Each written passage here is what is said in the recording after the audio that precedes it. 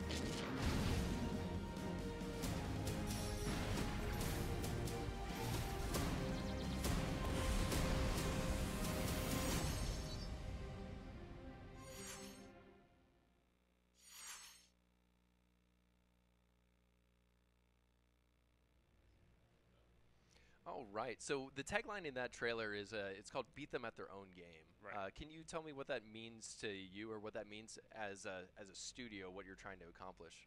So this game is basically, led by Keiji Inafune. We all know what he did for his career, Right. and we're just going back to his roots, making a 2D side-scroller game, action game, and not just that, we want to kind of reinvent the genre and bring it back to now. And adding more features and new gameplay into this kind of classical genre. So this game, we added this feature called Absorption Dash. Okay. And what it is you shoot the enemy a couple times, and the enemy will become unstable and sort of like stunned state. And then when that happens, you can dash towards them and absorb their power. And this is the basic, the core gameplay of the game. And with this new feature, the gameplay or the game speed and the tempo will become really, really fast. And that's the kind of gameplay we want to achieve, the fast-paced gameplay. So when you say you're trying to evolve the genre, that's with speed, because other action platformers they're not necessarily speed focused. No. Usually, when you play the action game is you want to keep your distance and make sure you don't get hurt or the enemies can't get you, and shoot them from distance and be safe. But in this game, we actually want the players to go, close and personal with enemies, and getting really close to the enemy and have that kind of risk versus reward experience in this game. Very cool. So we're not going to just bore you by talking to you the whole time. We know that you want to see the actual live gameplay, and we're going to give you some live gameplay with commentary from the head producer on the game itself. So let's go ahead and cut to live gameplay. And which stage are you playing right now? Let's do military base. All right. So you can just talk about what it is we're seeing here. So I'm just starting out, and I'll let you There talk. it is. So this stage is Mighty number 5. The Italian's stage is a military stage, military-based stage. And what you see here, Will is doing is he's shooting the enemy like three times, and then he dashed towards them and absorbed their powers. And now the green icon that's popping up on top of Beck's head is it's telling the player which kind of power-ups they're getting from the enemies. So different type of enemy will give you different type of power-ups. For example, the red one right now he has is the attack power boost, and which also will make your shots penetration shots. So your shots now can go through enemies and walls. And eventually you'll see a green one, here it is. And the green one will give you a speed boost. So this is really nice for some of the players who like speed runs. It'll boost your speed more, like almost 2 times. And now you kind of see a lot of blue ones popping up, but there's no icon on top of Beck's head. But if you see Beck's life bar, there's a small blue icon right there. That means if you have that one, you can actually heal Beck's power by using that. So if you absorb enough blue ones, you get rewarded by one of those healing items. So one of the things that I find really interesting about the game is you do have a combo meter, and that's that adds up when you chain multiple 100% back to back. But one of the most interesting features is that the combo meter, you don't lose it when you get damage. You only lose it when you don't get 100%. Right. So in a sense, the gameplay, we really want players to feel good about the gameplay and have that sense. That was close. Have a sense of chaining up combos and doing a really cool thing as a skilled player. So you will only lose a combo when you absorb the enemy less than 100%. Okay. Yeah, it's really interesting because most other games that you have combos, once you take damage, that's really when it punishes you. But this really entices you to play up close and personal. Yes. So that kind of punishment, I guess it's normal. But in this case, we just really want people and anyone, even not so skilled players, feel nice about themselves and they're be able to chain up the combo. But once you actually get into the core gameplay, it's actually hard to chain up 100% combos because the distance between Beck and the enemy you just stunned has to be really close in order for you to achieve 100% absorption rate. So you actually have to remember where the enemy is located and make sure close enough to the enemy once you get them stunned.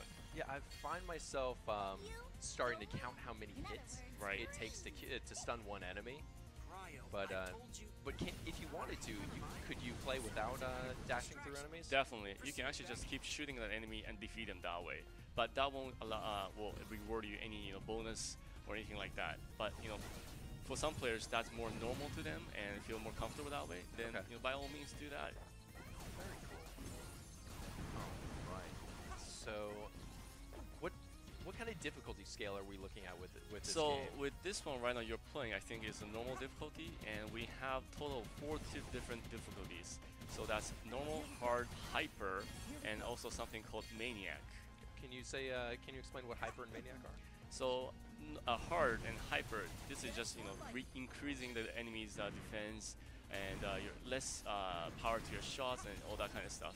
But in Maniac, this is where it gets really interesting because Beck will die with just only one hit from enemy. Any kind of damage will just kill Beck instantly. So this is for the real skilled player, and some player will actually like to do no death run, and we just made this mode for them. This is the easiest way to do a no death run. You get hit once. Let's go. you get hit once, you'll die for sure. So I noticed that in the game there are a lot of rooms like this where it's almost a puzzle. Right. Can you explain the testing process or how you guys decided the difficulty of these types of puzzles? So each stage has its own theme, so to say, and this stage is military base and a factory, that kind of things. So we made gimmicks or puzzles based on that, and to solve these puzzles, I mean not for this case, but some of the puzzles you actually require to use some of the powers you gain from the boss by defeating them. So you're, in a sense, you're not just gaining new weapons or attack abilities, but you're actually getting ability you have to use throughout the stage, and you can do them clear the stage without those abilities, but most of the time it will be much easier if you use them. Gotcha. So there are a lot of varieties to how you can approach each level. Like I noticed that I skipped it. Right, you just did that, and that's a big spoiler. Thanks, Will. So there are multiple approaches you can take to each level. So there's not just one, essentially a critical path through each level. I mean, with Unreal 3 engine, we can make the stage, you know, in 3D, we can make the stage much bigger than what we could do before. So, you know, the level designers, you know, they just went crazy on it. They made the overall stage, and they just keep adding stuff to the stage and adding different paths and stuff. And depends on how you want to play, you know, you can choose your own path, sort of say. Is that one of the reasons that you guys decided to go 2.5D to be able to use Unreal? Yes. Some of the things, if you just going for 2D, you know, it actually takes more time to make. If it's 2.5D or, you know, just 3D, you know, it's easier, much easier to just sort of customize the stage. Okay. So I'm about to go fight one of the bosses here. See if you can beat him with one try. I know you. I saw you practicing in the room before. Spoilers, I have been practicing to be playing live. But, so talk about, I know there are 8 different main bosses in the game, and then there's obviously more once you get into the end game. But, talk about the individual design that goes behind each one, specifically Mighty No. 5 here. So, in this case, Mighty No. 5, you know, he is a military-based robot. And all those Mighty numbers, they're actually a robot combat team that's competing in this world in this something called Battle Coliseum. And you know, I wasn't paying attention. Mighty numbers, you know, is pretty much the strongest team out of them. And with this huge, you know, computer virus broke out, they all got affected. And only the Beck, actually the weakest link, wasn't affected by the virus. And I know I'm distracting you with the commentary and stuff, but you're doing well. And so now it's up to Beck to try to save his siblings from the virus. So I really like the idea of that Beck is the weakest of his siblings. But more importantly, you mentioned that these are trying to heal right then. I was trying to heal. More importantly, you mentioned that these are his siblings. Can you talk about the difference between just kind of story and motivation when you're killing someone versus saving them? Right. So, you know, from Mighty No. 1 to Mighty No. 8, they're designed for battle. Actually, Mighty No. 9, Beck is also designed for battle, but his ability is to absorb enemies' power or copy or manipulate them. And, you know, Beck has not discovered this power until this whole instance happened. So that's why he was the weakest link, because he didn't really have anything special. Okay. But all these Mighty numbers, they have their own specialty, and they're in their own kind of own game, so to say. And now Beck, discovering his ability, now he can, you know, copy and absorb everyone's power, and he can be the mightiest of them all. Gotcha. So what happens when you absorb, when you cleanse in one of the other Mighty numbers? And so now you said that the word cleanse. It's actually the Beck when Beck is absorbing, you know, the enemy's power. He's not actually, you know, killing him or damaging them, but instead he's actually, you know, cleansing their virus from their body. And now, I mean, you are getting good at this, but once you hurt the boss enough times, the boss will change color. There we go. Very nicely done. The boss will change color, and if you don't absorb them fast enough, they will actually heal their, you know, damage back to normal. So you kind of have to remember, you know, the boss's life bar, you know, how much life they have, and how many shots you need to take them to the point they're, you know, stunned or be able to absorb. And I think you can agree on. Oh, hey, A. It's not an S rank. It's not an S rank. Oh, not this one. So, you know, you have to kind of, you know, manage your distance between the boss. You make sure you get them at the 100%, or, you know, they'll actually heal themselves. And now, when you play it, you'll kind of understand, because of that absorption, that you have to absorb them in order to, you know, finally do the full damage. You get the kind of sense to, you know, delivering the final blow to the bosses. It's much more personal. Yes. I feel like than like you said, previous games.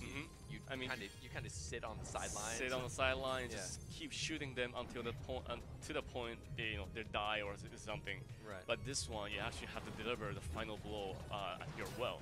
Yes. Now here on, we are in the Mighty No. 2 stage, the World Plan.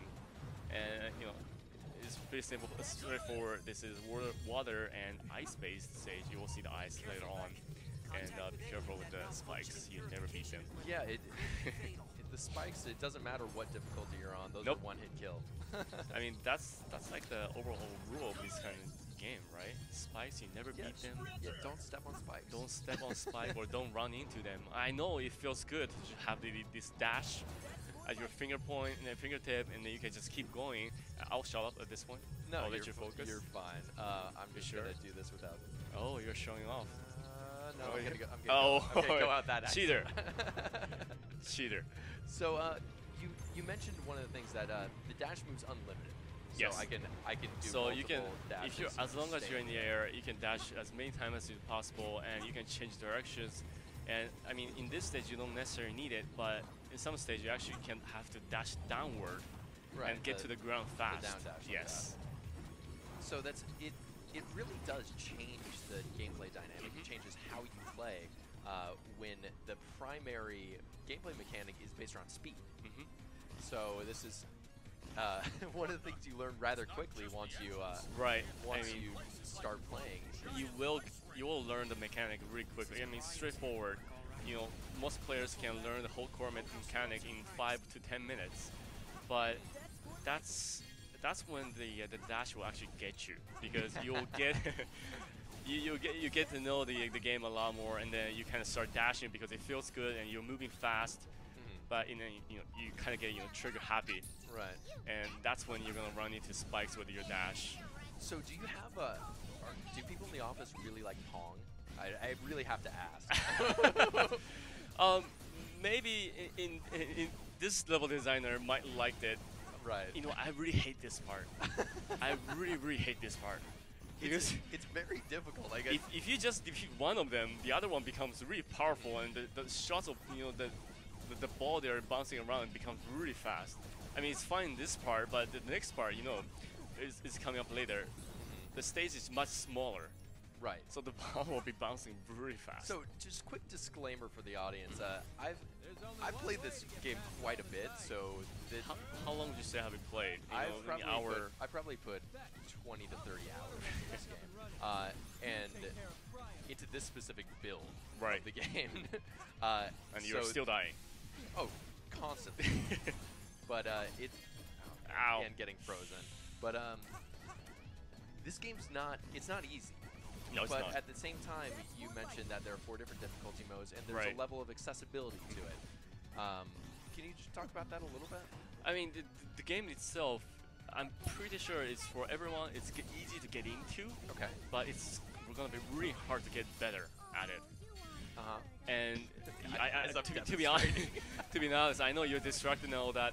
I mean, you are doing really nice, and I know you have a lot of practice in this game. But some of the people in the dev team, especially the director from Inti Creates, I have seen him beat a stage without getting hit once and getting 100% absorption rate and throughout the whole stage. And the way he moves is just crazy good. He's dashing all the time, but he's not getting hurt or anything like that. It's just amazing to see him playing like that. And then I'm pretty sure that in say a week or so after this game gets released, we're gonna see some crazy gameplays on YouTube, Twitch, all that stuff. That's kind of the thing we want people to do. Yeah. That's a really hard section, by the way. That area. I've died I was more gonna say, times. I kind of hope that you're gonna die once in that place. Yeah, that's mean. Yeah. I know you're good. This is the kind of stuff we want people to do. Showing off how good they are. Well, that's like you said, since the gameplay mechanics is about around speed, did you have speedrunners and streamers in mind when you were creating this? Yes, we definitely had that, because if you go on YouTube or you Twitch, you always see those speedrunners in different type of games, action games or even RPGs sometimes. So we thought, why don't we just build in the speedrun system to the game, so people can do it without any extra software or anything like that. At the end of the stage, we'll get a results screen that can show you how much time it took you to beat the stage. Run. Yeah. So not only the time it took you to beat the stage, but also how many enemies you absorbed along the way, or your absorption rate. How many enemies, how many times you absorb. Ooh, that hurts. Absorb the enemies with 100% absorption rate. Okay. So all that stuff, how many times you get hurt, you get hit by enemies, or your damage amount throughout the stage. You'll get all that by the end of results screen, and you'll get graded based on that. I like how you just. Well, no. I'm also looking at a timer, and I had 30 seconds. Oh my to God. beat that stage. So. That was 20 minutes. So that's. See, so based on that, that's 10 minutes per stage for you, and you have been playing this game for 20 hours and plus. So So yeah, so what I like about this this end screen is that it tells me I didn't do good a job at chaining combos, and I didn't do a good job at not taking damage. Right. So those are two things that would have got me an A. It'll tell you how you did in this stage, and something that you can try to play better next time you try the stage. Well, we're just wrapping up now. Nick, can you tell the fine folks what platforms and when they can get Mighty No.9? So first of all, the Mighty No.9 will come out from around September 15th for North America, and then September 18th for worldwide. And the platform, the short version, is everything. That means PlayStation 3, PlayStation 4, PlayStation Vita, Xbox 360, Xbox One, Nintendo 3DS, and Nintendo Wii U. And on top of that, it's Steam, PC, Mac, and Linux. Perfect. You covered it off. The one thing I'm going to add is that we're also bringing a retail game. So it's available digitally on all those platforms and retail for PS4, Thanks Xbox for One, and Deep Wii Silver. U. Thank you for Deep Silver for the retail version. Thank you for making this great game, and thank you guys so much for tuning in. And Mighty No.9 will be on store shelves September 15th. Hope you guys like it.